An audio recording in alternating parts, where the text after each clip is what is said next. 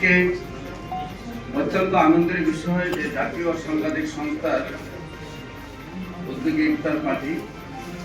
তবে সবচেয়ে কষ্ট লাগছে ইফতার পার্টিতে আলতাফ স্যার শুভ বসতে পারি নাই।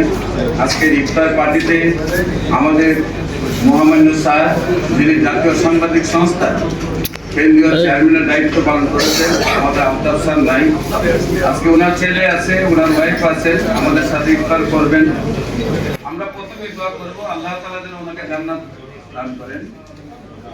পাশাপাশি জাতীয় সাংবাদিক সংস্থা এই সংগঠনটি এশিয়া উপমহাদেশের মধ্যে সবচেয়ে একটি বড় সংগঠন, যে সংগঠনের হাল ধরার দায়িত্ব আপনারা যারা এখানে আছেন তাদের, আপনাদের মাধ্যমেই এশিয়া উপমহাদেশে সেই সংগঠনটাকে পরিচালনা করতে হবে। তাই প্রথমে আমি অনুরোধ করবো যে আমরা সবাই যেন মানবিক হই।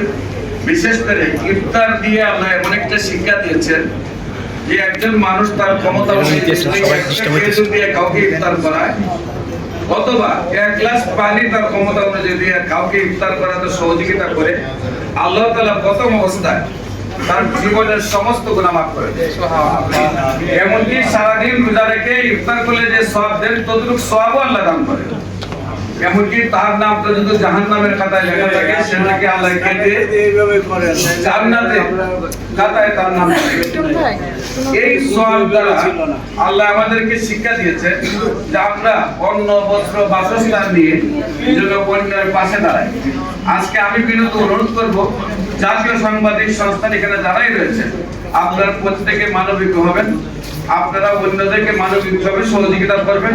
অন্তপক্ষে এই সংগঠনের নেতা কর্মীকে যেন কেউ হলুদ সাংবাদিক না বলে, জুলুমকারী সাংবাদিক না বলে, আমি এই সংগঠনের সহসভাপতি হিসাবে আপনাদের প্রতি বিনীত অনুরোধ করছি, আপনাদের সবার সহযোগিতা, উপস্থিতি, আজকের ইফতারের উপস্থিতিতে এই হলটাকে সুন্দর করে দেওয়ার জন্য সবার প্রতি কৃতজ্ঞতা জানিয়ে শেষ করছি।